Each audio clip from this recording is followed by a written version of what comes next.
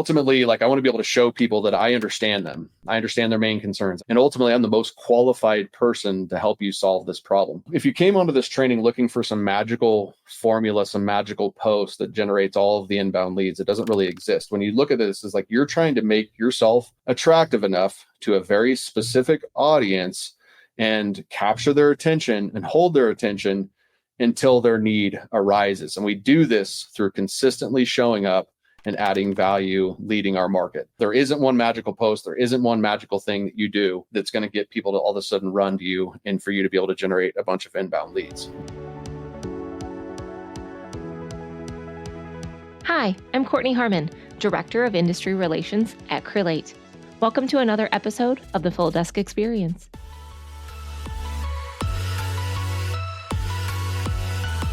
Hey guys, Courtney Harmon, host of FDE.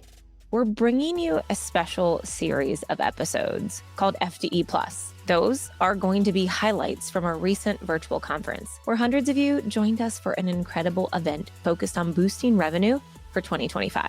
Each of these sessions is packed with valuable insights, expert discussions, and actionable strategies to help you drive growth in your business. Whether you missed the live event or want to revisit each session, we've got you covered. We're going to drop each of these 10 live events to wrap up our year and kick off the new year right. So let's dive into today's session and uncover the key takeaways that will propel your success in the coming year. Stay tuned and let's dive in. I'm super excited. Donnie's one of my favorite people and one of our partners here at Crelate. Donnie is a marketing genius. He's really about lead generation specialist and founder of the Relevant Recruiter method, really innovative about inbound lead generation, specifically for recruiting firms. So he has been in the industry and he is talking today, again, about building a strong online presence that generates leads, inbound leads. And it's going to make a difference in your business. Well, thank you guys. Fired up to be here today. Courtney did a great job introducing. We're going to be talking all about online marketing lead generation. But before we get in, we're going to talk about Farmer John and Farmer Mike. So, once upon a time, there were two farmers in a small rural town. Let's call them Farmer John and Farmer Mike. And both of them had been tilling their land for years. And they both had their preferred method of doing it. And it worked. They knew how to work the soil. And so Farmer John had really been used to his same old, till as long as he could remember. Very reliable tool, got the job done. So he saw really no need and any reason to change. If it isn't broken, why fix it? Okay. He was really content with the same familiar routine, even if it really meant putting in more effort, time, and energy. On the other hand, there was Farmer Mike. And Farmer Mike, although he had his way of tilling, he was always open to trying new things. And he's heard of a more modern, new, state-of-the-art till that he could use. And, so he started to really do the research. But the catch is he really had to take the time to learn how to operate the new till, and which would require his time and his effort. And he would have to invest in some new resources, train some more people. And so while Farmer John stuck with his old till, Farmer Mike embraced the new technology. And as he spent the time learning the ins and outs, familiarizing himself with the capabilities of it, fine-tuning his techniques. At first, there were challenges and hiccups, but he persevered. And as time went on, the difference between the two farmers became very evident. Farmer John was still getting the job done, but his productivity was limited. And he'd worked long hours in exchanging time for money, where Farmer Mike was achieving all of his incredible results with way less effort and time. And so the analogy here is you guys can stay happy, smiling, dialing, using the same old school techniques, or you can be like Mike and use the tractor. And so today we're going to talk about the tractor. Now, who am I to tell you to start using this tractor? Well, my name is Donnie Gupton. I've been in the space for 8 years now. I am not a recruiter, never recruited. I am a marketing and lead generation expert specifically in this space. I started my career growing my family business from under $1 million to over $6 million. We had 300% growth in 3 years. I wanted to coach people and help people. That's always been my passion. Stumbled into the recruiting industry. And since then, I've helped over 300 firms implement the Relevant Recruiter method, and that's generated millions around the globe. So the whole reason I'm telling you that is so that you know that what I'm talking about today is not just some ideas. It is actually proven concepts. So I do need some interaction from you guys here as we work through this exercise. If you guys can be ready to comment, that would be awesome. So if you and I both owned a hamburger stand and we were in the contest to see who would sell the most hamburgers, what advantages would you most like to have on your side? Go in the comments and let me know what advantages you would like to have on your side. So some people might be superior meat. We'll just kind of see what kind of shows up for people as you look at the advantages that you'd want to have on your side. Again, I'm going to give you every single advantage, and I'm only want one. Great product. Thank you, Daryl. Awesome. So a great product, location, hungry people. All right, there it is, Matt. Matt, you just stole it. Okay. What I want, and I will beat all of you guys, is I want a starving crowd. Okay. So you can have the premium meat, Pat. You can have that tasty burger, that great product, that location. You can have all of that. But what we all really need is a starving crowd, right? So if we have a starving crowd and we have a burger joint, they're likely to buy burgers with us, even if we don't have sesame seeds, for example, or whether we have the lowest prices, for example, or whether the best burger in town. If we have a starving crowd and we're there, that's how we solve this, right? So in your situation, your clients need talent, and you have talent. And now all you need to do is put your burger in front of your starving crowd. And that's what we're going to talk about doing today, okay, is doing that. So 80% of B2B leads come from LinkedIn, making an incredibly powerful B2B marketing platform. I just read today, too, that over 1 billion users on LinkedIn now across 200 countries. Now, there's still a lot of consumption going on for content. The average LinkedIn user consumes 36 pieces of content per week, okay? But only 1% of LinkedIn users actually share content on a weekly basis, okay? Only 1% of users are sharing content on a weekly basis. Are you a part of that 1%? Because, see, this is where the opportunity lies. Is 70% of hiring leaders say they use online sources to make hiring decisions, okay? 75% of job seekers are using online channels to search for jobs.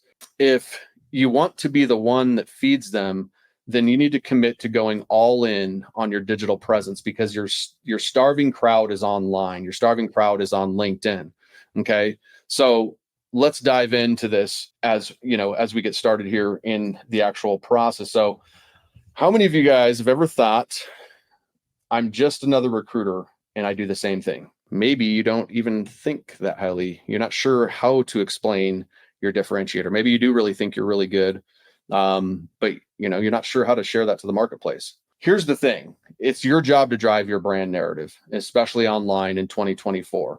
And if you look the same, sound the same, and act the same as the next recruiter, guess what? You've now commoditized yourself. And when you're a commodity, it's a race to the bottom. You're competing over fees, competing over price. And so competing against multiple other recruiters, right? So what we want to do is really establish you as being a go-to in the marketplace, okay? And what this starts with is really getting clarity on your ideal customer, okay? And when I talk about the ideal customer, I want to go a place deeper in talking about the ideal hiring persona, okay? Let's break this down for a second. If we're looking at the hiring market, and we're going to go after, say, a specific niche, okay? So let's say we're going after technology and we're going after sales professionals in tech, okay? So that's us identifying an ideal customer on a high level, okay? We should even drill it in even more to what is the company size, what is the ideal revenue size, and then from there, we should actually find out, well, who is feeling the pain within the organization that is really going to end up, hiring me to solve their challenge. Now, this usually isn't HR. This is usually, again, if it's a salesperson, it's probably somebody, VP of sales, director of sales, chief revenue officer, something like that. That's actually who I want to connect with, because they're feeling the pain in the job going unfilled, right?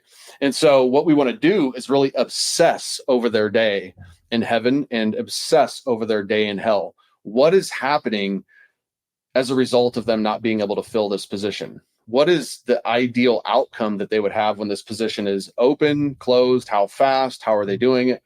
Understand that and understand your market at a deeper level than them. And that's why we really say obsess with the target market, right? So once I'm obsessed with my target market, I know the industry I'm going after. I know who the hiring leaders are. I know their pains, their problems, their frustration. I know their day in their heaven, day in their hell. Now I can start to position me and myself as being a solution to their challenge, right? So you need to understand your unique advantage. Understand your unique advantage, okay? And so what this is really understanding what skills you might have that are different, what experience that you might have that is different, what kind of knowledge, what kind of connections, what kind of character, how you do the process, Okay. But you need more in 2024 than just being a niche expert. You need to be able to tell a more comprehensive story. So if you can find 3 things that really identify yourself as being somewhat different, hey, as long as one of those 3 is different than your average competitor, then you have a great opportunity to stand out in the marketplace. Okay. So what we're doing when we're standing out is really trying to get a question of like positioning. So what is positioning? Positioning very simply is like, well, how do you want your market to view you? What do you want to be known for? Do you want to be known as the Mercedes-Benz, the luxury product, or do we want to be more known as like Walmart, the low price leader, right? So you guys can position yourselves accordingly, in all your actions in terms of what you do in your business, should be congruent with how you're positioning yourself in the marketplace. Okay. So create a really powerful positioning statement. For example, I help recruiting companies grow their business by leveraging the power of branding, marketing, and automated systems. Okay. So I can get an idea of how I want you guys to view me in this specific light. Okay. I want you guys to view me in a certain way. And you guys really need to be intentional with how you want your market to see you in the marketplace, especially if you're trying to shift from kind of contingent order taking recruiting into more of partnership based, agreements, retained exclusivity, however you guys want to write that contract, it's up to you. But if you really want those, this is the key to that, is getting myself to position as being different and a better solution than the rest of the folks in the marketplace. Okay. So that's the first step to really feeding your online crowd. Okay. And so the next thing that I'm going to recommend here to feed our online crowd is to stop selling and start educating. And what I mean by that is these last couple months have been a great example of a market, at least for most. Me being a coach, it's pretty interesting. Where I sit is I can work with certain clients that are very busy. Their industries are very hot right now, and worked with another client that nobody's hiring no matter what. And so I think it's been a very unique, economy that I've seen over the last year. And so the point here is if I'm constantly just connecting and pitching to people, then I'm losing a lot of attention in the marketplace. Okay. So when you look at this analogy, I don't know if you guys have ever read the book, The Ultimate Sales Machine by Chet Holmes. Very great book. If you haven't read it, I'd recommend. It's kind of a classic sales book written probably 20, 30 years ago now. But the research is actually that I'm sharing here is from that book. And ultimately, the concept here is like when you look at it, only 3% of people are actually actively buying something right now in the marketplace. The other 97% are not active buyers. And this is almost in any given situation, right? So then as you go down, some people are open to it. Some people are thinking about it. Some people think they're interested, and some people are definitely not interested, right? So if you kind of take the same analogy into the hiring, space, and you look at it, I don't know what the numbers would be. Okay. But there's a small percentage of people that are actually hiring right now. And if we approach everybody as if they are hiring right now, we lose a lot of attention of people that are going to be hiring. And a lot of my clients, we like to get in front of people that are going to be hiring. So we're not an order taker, but we are more positioned as somebody that's a partner and can add value to that organization. So this isn't a strategy if you're like love chasing job boards. This isn't where this is going to, this is really going to tie into attracting inbound leads of people that are going to be hiring. So what we want to be looking at here then is really paying attention to the fact that the new currency in our world is attention, and your ability to curate attention online and capture people's attention is the new reality, right? And the challenge that we are all facing is capturing the attention of our audience and then holding it long enough to be the choice when their need arises. Okay. So that's basically what it comes down to, is can I hold my audience's attention long enough to when their need arises? So if you approach is all transactional and salesy and they don't have any positions right now, you lose the attention of your audience. Okay. But if you have a quality approach, then you can capture that attention and keep that attention. So now let's put you into a stadium with your ideal prospects. Okay. So you have your ideal prospects sitting in a stadium, and right before you walk out, the host basically lets the audience know that they had to come to this presentation, but they can leave if the person that is presenting, really has the presentation has no value for you. You're not interested in it, so you have to be there for the start. But you can leave once it's going. So what topic would you create to make sure that your audience stays in those seats? Again, the presenter said everybody has to be here, but if you're not interested, you can leave. What topic would you put? Well, you could basically say, I'm here to tell you why we are the greatest staffing company in the world. I mean, that could be an option, right? And so I mean, how many of you guys would be here if the title of this presentation would be, I'm here to tell you why the relevant recruiter method is the best in the world? You guys would all be gone right now. Everybody in this presentation would be gone. Okay. Because it's self-promoting, and people aren't buying right now. Right. So now if we just switch this and we think about the 5 ways you're wasting money with your staffing efforts, with this approach, you have a way better opportunity to capture the attention of your market and capture the attention of the entire audience. Okay. So another analogy I could use is like, if I walked in to this thing and said, hey guys, I've got a car that I can sell you. It's a Toyota Tundra 2024, 0% financing. If I walk in, those of you that bought a car last week, those of you that don't even have you're going to walk out. You're not even going to pay attention to what I have to offer with this car because you're not in the market for the car. You're not buying a car. It's not even on the radar. But if I said, hey, here's 3 tips on saving gas money, hey, everybody would be into that. Right. So think about it from that standpoint. If I want to really start to, educate my market. And then the common thing that always comes up is like, well, if I really want to do this, and start and sell my staffing services, then why would I bother with all this? Because with this approach, you're going to get more. And this is the reason why offering education that helps the hiring decision maker or candidate is going to get you more interest in the marketplace. And if it's really good kind of content and information, it automatically positions you as an expert and authority. You're teaching people things that they don't already know. You're adding value to them, adding value around your brand, adding value around your company brand. And when you do this strategically, you'll find a way that you can add value that sells your service, and you'll get more than flat out simply pitching. Okay. So that's the thing that you have to understand, is that if you have an approach that is good and you give your clients and or candidates credit, I don't always need to basically say I'm a really good recruiter and I can help you fill your roles. Let me find those purple unicorns. Shit doesn't work anymore, guys. I mean, focus on ways that you can get people and add value, use the value to start the conversations, then have more of an organic relationship with somebody, and then turn that into, hey, I think I can help you. Let's get on the phone. And now I've got myself warm, qualified leads. So now if I were to put you back in that stadium, what are you going to say this time? What are you going to say this time now that you're back in that stadium? Are you going to sell your company, or are you going to educate? Right. So I hope you walk away and you're going to go into that stadium now, and you're really going to focus on educating that market. Okay. So how would you like it if I show you how to do this? We're going to walk you exactly through how you can create content that generates inbound leads. Okay. The game is won on the phone, and I've been in this space for years, kind of pounding on the opposite. Not making a bunch of outbound cold calls, not doing this. I want to capture attention in the marketplace. So you guys see me, if those of you that do follow me and are aware of me, you'll notice that I'm specifically putting out polarizing content about not cold calling.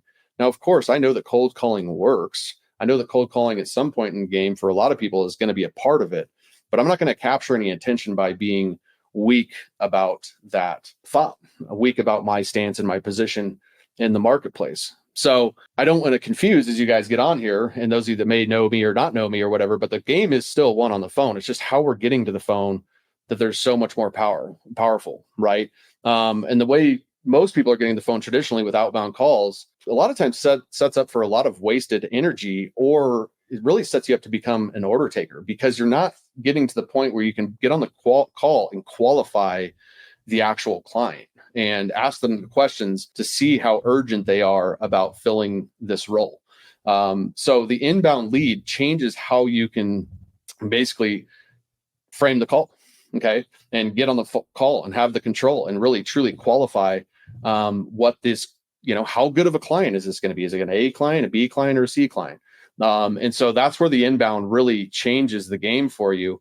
Is I'm not wasting a bunch of time on a bunch of, burning the phone on the other end on people that aren't on the other side. When I can get the inbound lead, I'm having less calls, but the calls are going further because the prospect is much more qualified. Okay. So really inbound marketing is about creating valuable experiences that have a positive impact on people and on your business. Okay. And inbound marketing is really about creating content designed to address the problems and needs of your ideal customers and attracting qualified prospects to your business. So when we look at the game and the way this game's been played traditionally for years, and you kind of take a step out and you look at it from 30,000 feet, put yourself into a client or candidate shoes, especially in a slow market like this. Like if you could imagine being a client and a hiring leader, a hiring manager at some point in time in an economy, if your industry is slow, how many recruiters are just pummeled and how much you're lost in the noise because 15 other recruiters are doing the same thing of cold call or mass email approach, kind of the traditional things that have been doing this. So what happens is you just become a part of this noise. Here you are. There's nothing different about you. You're an order taker, just as well as all the other competitors around doing a bunch of outbound activities, swarming and inundating this potential client or candidate. Okay. So the shift is I want to go from that where everything's outbound to where we become the relevant recruiter, where actually our market becomes chasing you. Okay. The market comes and chases you down for business. And there might be half of you watching this right now going, nope, this doesn't work. No way. I don't believe that. And I can tell you, I've helped many people on the business development side never make a cold call again. Okay. I think that on the recruiting side, when you're talking to candidates, I think it's an end all be all, but I can tell you very confidently 6-7 figure billers never making cold calls. No, they're not starving. Okay. They've got a good approach that works in the marketplace.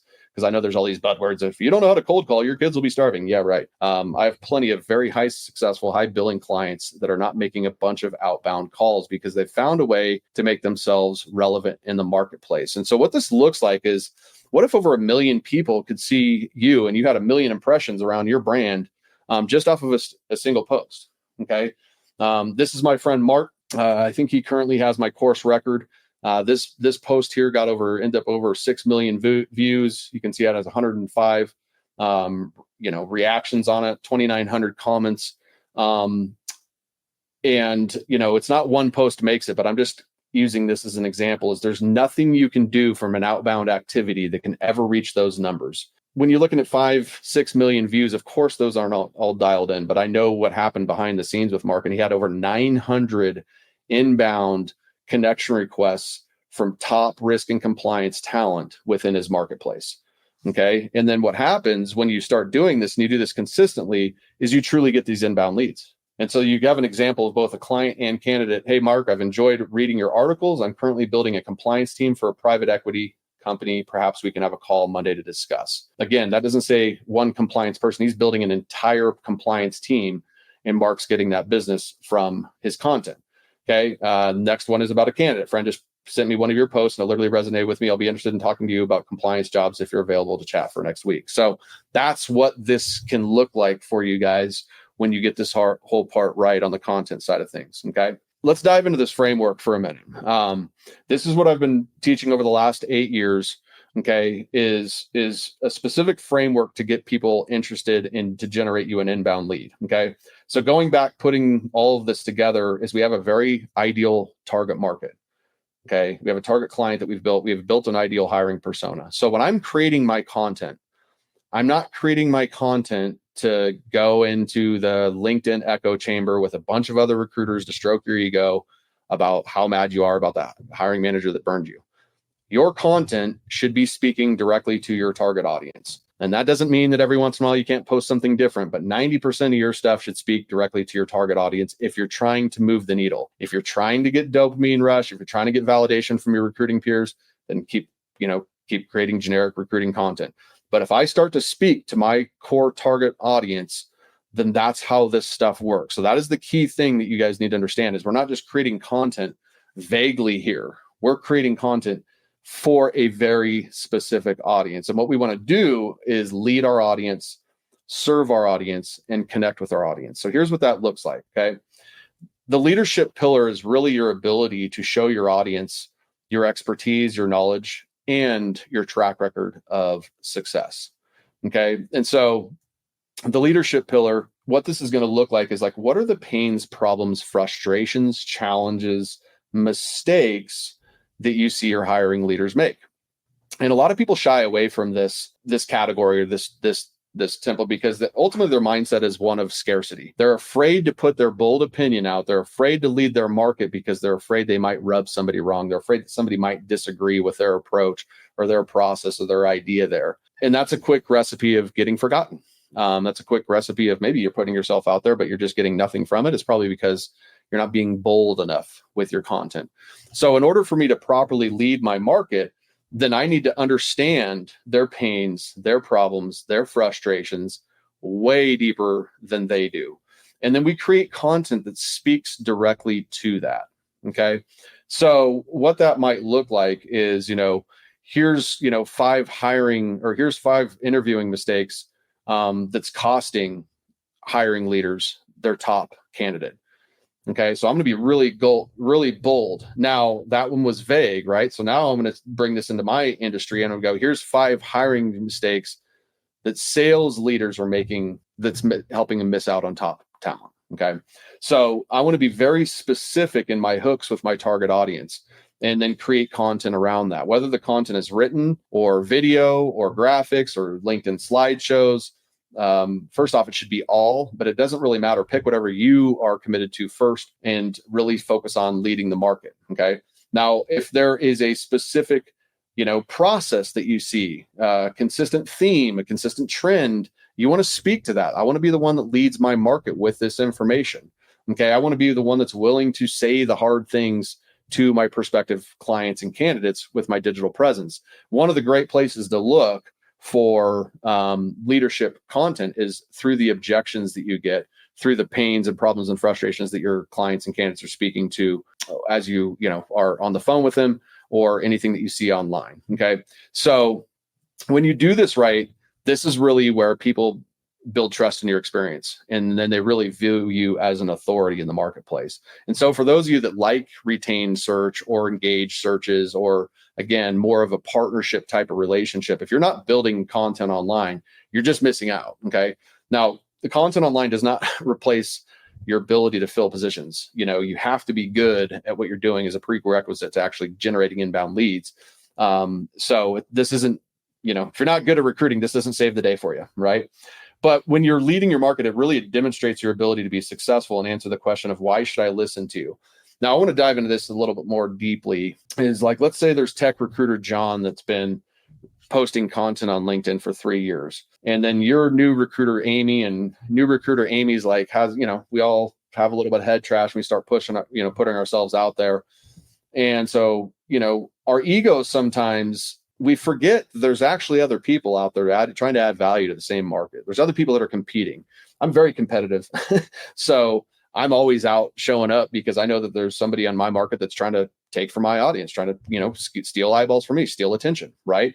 And so one of the ways that my clients and myself have been able to capture attention from people is because we drive a narrative of success, and people, whether we like it or not, want to learn from people that are successful. They want to invest into people that are successful. And so as independent recruiters, specifically in small boutique firms, oftentimes because our ego is so attached, we're afraid to share our success. But if we're not sharing our success, then somebody else is basically building that story for us.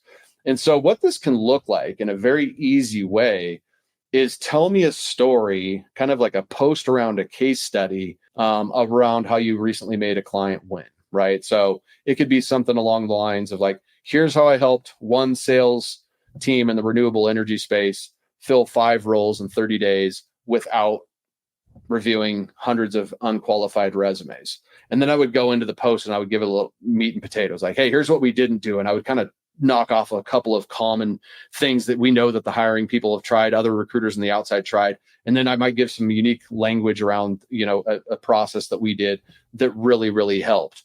And so by doing that, then my market can see that I'm winning and that I'm doing something and I'm showing up differently to the marketplace. Okay. But going back into the recruiter Amy versus John, if I'm online already and I've been following John and Amy starts to pop up, I'm less inclined to start following her because I've followed John. But once Amy starts to talk about her success and how she's winning, now I might open my ears to Amy a little bit more. I'm not worried about how long she's been posting. I just know she's winning. So I'm going to drive that narrative. So really do a great job, guys, of taking client candidate testimonials, sharing that narrative. It works so powerfully for me and for my clients. It's great content to share. And you can use it like I just did with like a case study type of share, or you can use it more of like, hey, go get a bunch of LinkedIn recommendations. If you guys look at my posts, you'll see once or twice a week, I have what I do is I take my LinkedIn recommendation, go grab the person's photo, and then I share that recommendation as a post. Okay. It's easy, low hanging fruit. so people can see how they win when working with me. Okay. And ultimately, like, I want to be able to show people that I understand them. I understand their main concerns. I understand. And ultimately, I'm the most qualified person to help you solve this problem. If you came onto this training looking for some magical formula, some magical post that generates all of the inbound leads, it doesn't really exist. When you look at this, it's like you're trying to make yourself attractive enough to a very specific audience and capture their attention and hold their attention until their need arises. And we do this through consistently showing up and adding value, leading our market.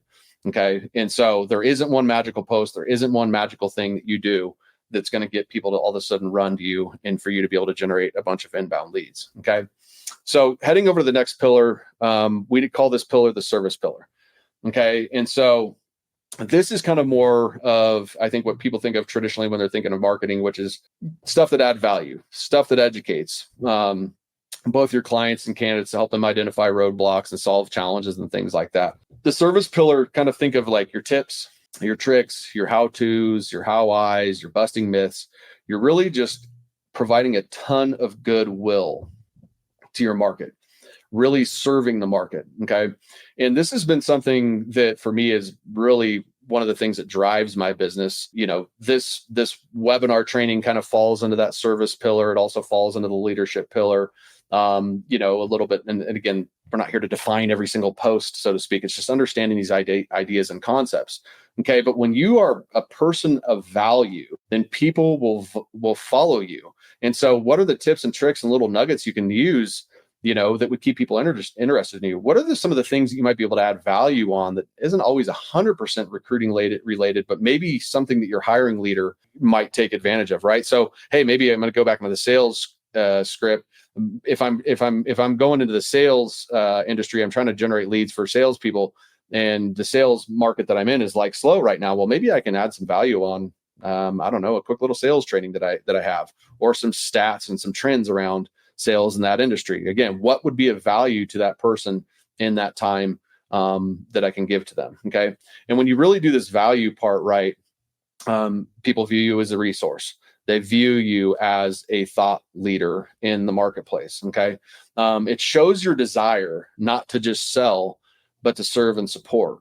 Okay.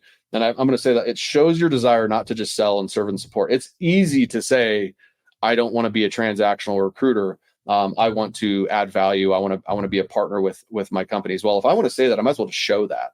So I'm going to continue to show up and share and show up and share and show up and share. Back when COVID hit, as you guys all know, our industry just basically froze and stopped. And so for me being a coach, it's like, oh, well, what do I do? And I just went right into value. And I hosted 4 webinars in 4 weeks. I think over 400 people joined on those webinars. And because I was all about value, guess what? I was actually winning right in the middle of March 2020.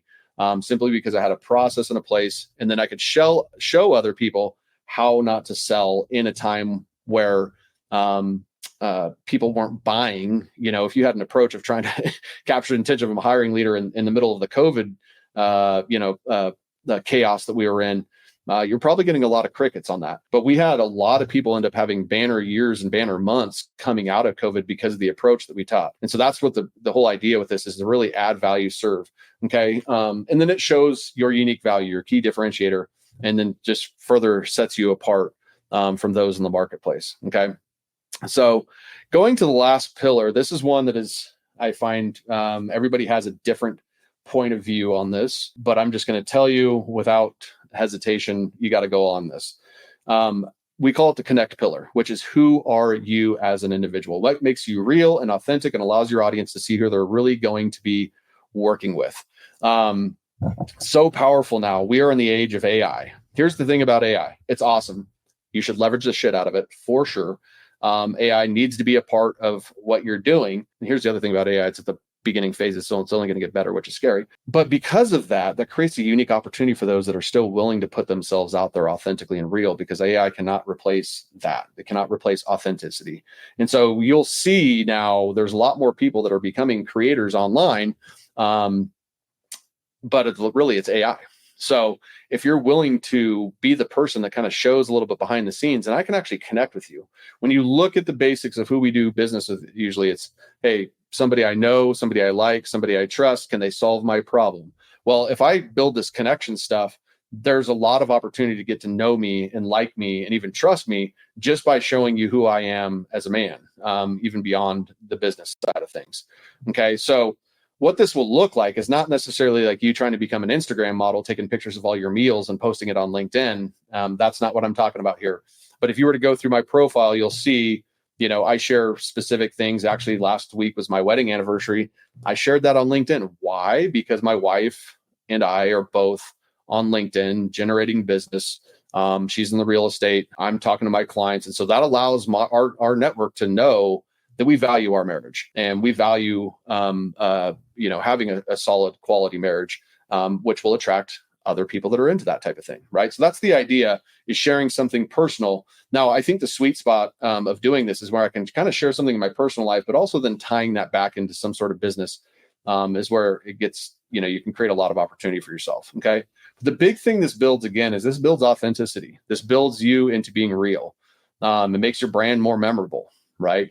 And it offers a unique opportunity to connect and share more. It creates more conversation points for your market and your audience. So I was just on a LinkedIn live before this, and then some guy had no idea comes in and says, "Hey man, who's tell me about the Nevada Wolfpack." And that's where I played and help the football team now doing some mindset stuff. And so, that person wouldn't know that if I'm not constantly out there pushing my brand, sharing some of my personal life, sharing some of my personal hobbies.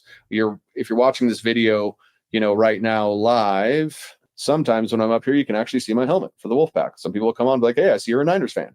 So there's all these things. There we go. We got some Wolfpackers in there. There we go.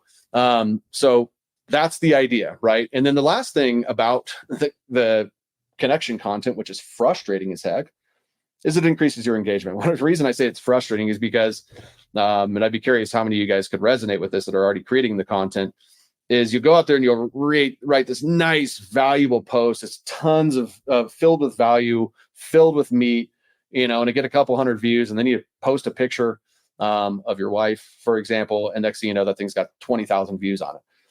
It's just an unfortunate game that we have to play. But knowing that the personal stuff usually increases engagement, that's why we put it into the place, into the part of the feed, is so I can drive more attention towards my brand. And again, I'm not telling you to do this every single week, but when it makes sense, I promise you that it will build way more connection. Again, when I'm looking at my online presence and we strip this thing all down, I'm trying to, make myself attractive to a very specific target audience and be there when their need arises, and ultimately, showcasing that I'm qualified to help them get that. But when you break it all down, we're ultimately building a relationship with somebody. So right now, I don't know all of the people that are on this call, but you guys are all building a relationship with me in some way or another. Some of you are like, "Forget this guy, I'll never talk to him ever again." There's part of that in this group. Then there's other you like, "Oh, maybe I'll follow this guy." And there might be a couple of you that are like, "You know what, I think I might even want to work with this guy," right? But the bottom line is it's a one-way relationship at this point in time, where you guys are kind of learning about me in this relationship process. But when you really look at your content and what it's designed to do, it's really to get your market to know you, like you, and trust you more, and build a relationship. Okay. And it humanizes your brand. Okay. The other little kind of side things that I would recommend, this is more for those that have the ability to run some paid traffic. I'm not saying that you shouldn't create a lead magnet or a guide or a resource, an ebook, a webinar. I think everybody should do that, but these are most effective. And this is where you get into true inbound lead generation, is when you're going to pay for money, have somebody that wants that lead magnet go to a website where they can put in their information and generate an inbound lead. Okay. So that's kind of your most advanced part of this process, is when you're doing it that way. Okay. Now let's talk about how to really leverage your desk and pack a stadium full of folks that want to, hear your message. Okay. So obscurity is really the single biggest killer of any small business. Okay. So I know from my years of helping recruiters I've worked with, and usually the clients that I have the most success with are actually really, really good recruiters that have no idea about online marketing, branding, lead generation, or they do know and are just looking to elevate that skill. But this is kind of, I think, where a lot of frustration comes into play. Is there's a lot of really good recruiters that don't know how to drive their brand, that don't know how to market, and that is killing their business. They're good at what they do. And I'll be honest, I mean, if you're relying on key accounts or referrals and reputation, I mean, you're just you're waiting for disaster. Okay. So we want to have a good, strong marketing strategy that we're laying out here for you so that you can overcome the challenge of becoming obscure.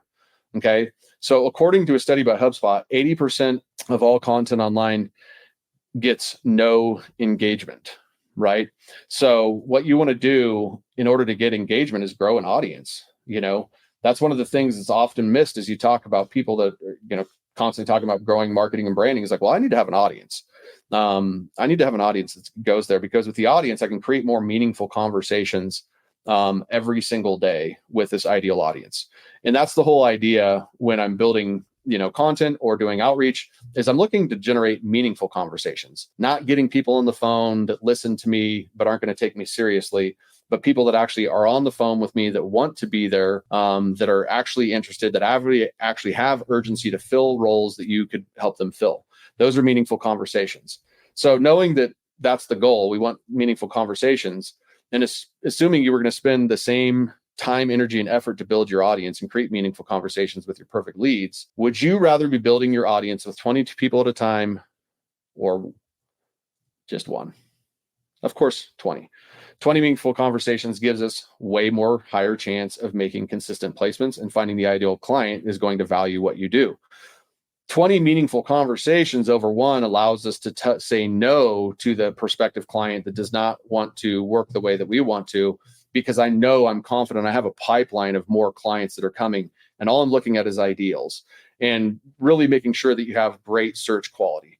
Okay, so when we're starting to play a little bit of a numbers game as we build our audience, we don't want to be doing things one-to-one. Okay, we want to be doing things where we really leverage our desk. Okay, and so we want to go from that one-to-one approach to a one-to-many approach. Okay, now the key here is, how do I go one-to-one, one-to-many without getting people, in LinkedIn jail, or without killing the experience, or without, spamming my network? The key thing is, don't pitch. Okay. What I mean by that is how many of you guys have been on LinkedIn, you accept somebody's connection request, and before you even go to the next thing, you get instantly an automated message from them. And their automated message is something like, "Hey, John, great to be connected. Hey, we've got a unique process to help you generate leads. If I can get you 20 inbound leads, would you want to do that?" And even though you might be interested in that, just the approach stinks. It reeks. And so there's so many recruiters that are connecting. And it's like, "Hey, I noticed that you're a sales exec, and my company, we find the purple unicorns, and we can find you all the best sales talent in the world. Let us know how we can be a resource for you." And you've lost their attention. Okay. So rather than, constantly pitching here, you want to really empower your team to play the long game, get people into dialogue by asking questions and then adding value. But really, you want to empower your team, for those of you that have teams around you, to build their own personal brand. And if you don't have a team, then just focus on building your own personal brand. Okay. Because people buy people, they don't buy logos. And this is something that is drastically changing, and it's getting this way more year over year. This is becoming a more strong thing that people are into. It's just, I want to know who I'm working with. I hosted a panel interview about a year ago, and I had the opportunity to interview executives. And I was doing this interview on behalf of a bigger recruiting organization, asking these executives of what they were looking for when they were actually bringing on prospective, talent or bringing on prospective recruiting partners. And one of the things they said is, like, nowadays, what we're actually doing is we actually know that, hey, it might be ABC recruiting company, but we want to know John, who's actually going to be our recruiter. And that's where this concept really comes into play, is like, well, knowing now that people want to know who's actually doing the recruiting for them, then we want to go ahead and bring our team's personal brand to LinkedIn. Okay.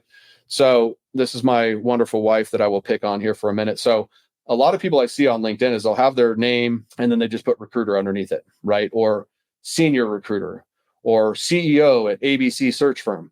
That is such wasted digital real estate right there. Okay.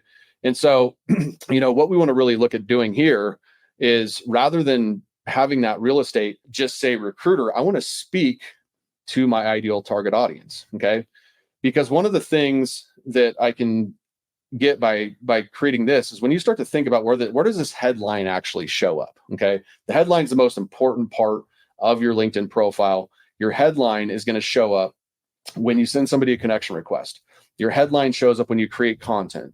Your headline shows up when you send somebody a personal message. Your headline shows up when you comment on other people's content. Having a great headline is a great way to capture the attention of your marketplace. Okay.